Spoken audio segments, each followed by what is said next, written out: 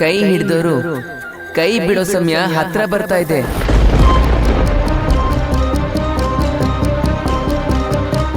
ನಿನಗ್ ಬೇಕಾಗಿರೋರು ಬಲೆಗೆ ಬೀಳ್ತಾ ಇದ್ದಾರೆ. ಅದನ್ನ ತಡೆಯೋದ್ ಬಿಟ್ಟು ಇಲ್ಲೇನು ಹುಡುಕ್ತಾ ಇದ್ಯಾ?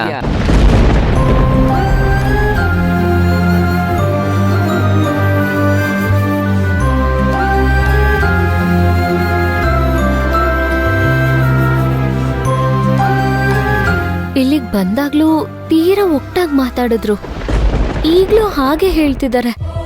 ನಾನ್ ಏನಂತ ಅರ್ಥ ಮಾಡ್ಕೊಳ್ಳಿ?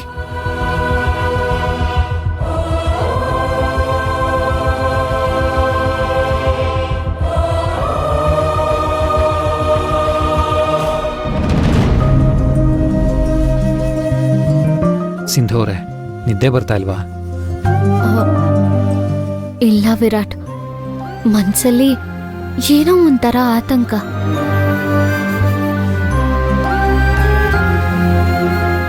ನೀವು ತುಂಬಾ ಧೈರ್ಯವಂತೆ ಅಂತ ಅನ್ಕೊಂಡ್ಬಿಟ್ಟಿದ್ದೆ. ಇಷ್ಟೊಂದು ಪುಕ್ಲಿ ಅಂತ ಈಗ್ಲೇ ಗೊತ್ತಾಗಿತ್ತು. ಎದುರುಗಡೆ 1000 ಜನ ಇದ್ದಿದ್ರು ನಾನು ಯೋಚನೆ ಮಾಡ್ತಿರ್ಲಿಲ್ಲ ವಿರಾಟ್. ಅವರು ನನ್ನಿಂದ ನನಗ್ ಬೇಕಾದವರು ದೂರ ಆಗ್ತಾರೆ ಅಂತ ಹೇಳಿದ್ರು. ನೆನ್ಪಿದ್ಯಾ?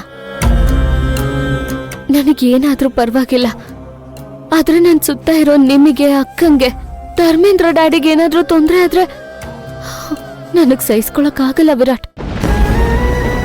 ನನಗೆ ನನ್ ಕೇಶವಪ್ಪ, ಅಮ್ಮನಷ್ಟೇ.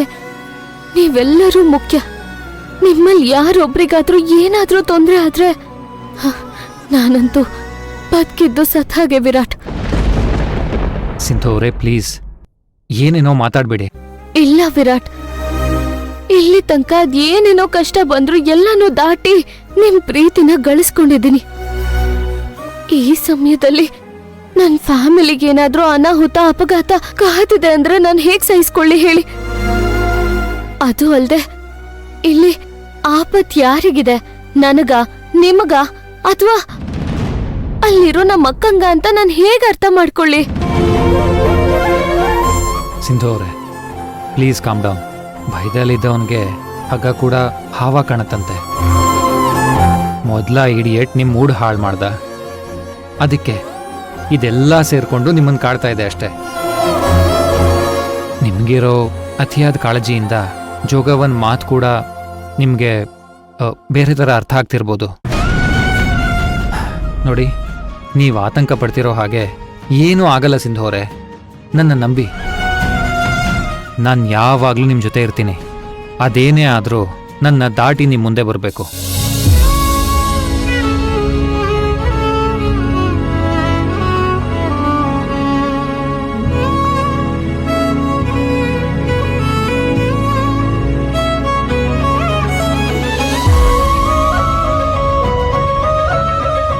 ಬೆಳಗ್ಗೆ ಆಗ್ತಿದ್ದ ಹಾಗೆ ನಾವು ಬೆಂಗಳೂರಿಗೆ ಹೋಗ್ತಾ ಇದ್ದೀವಿ. ಈಗ ನೆಮ್ಮದಿಯಾಗಿ ನಿದ್ದೆ ಮಾಡಿ.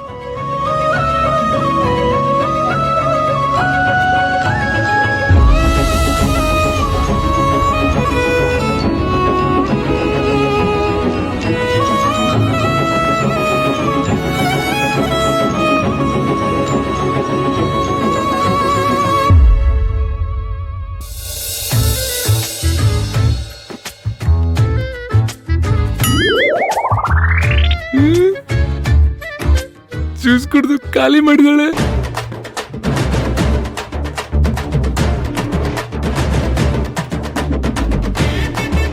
ಇವತ್ತೆಲ್ಲ ಆಗುತ್ತೆ.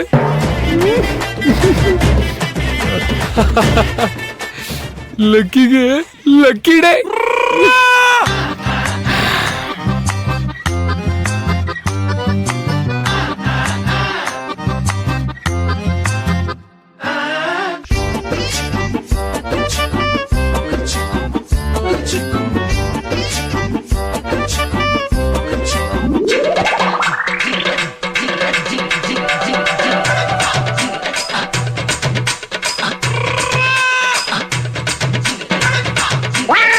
ಲಕ್ಕಿ,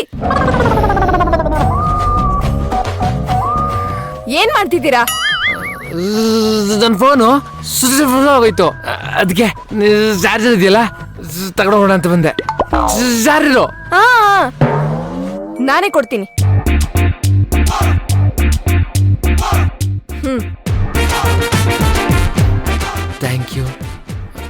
ಗುಡ್ ನೈಟ್ ಬಾಯ್.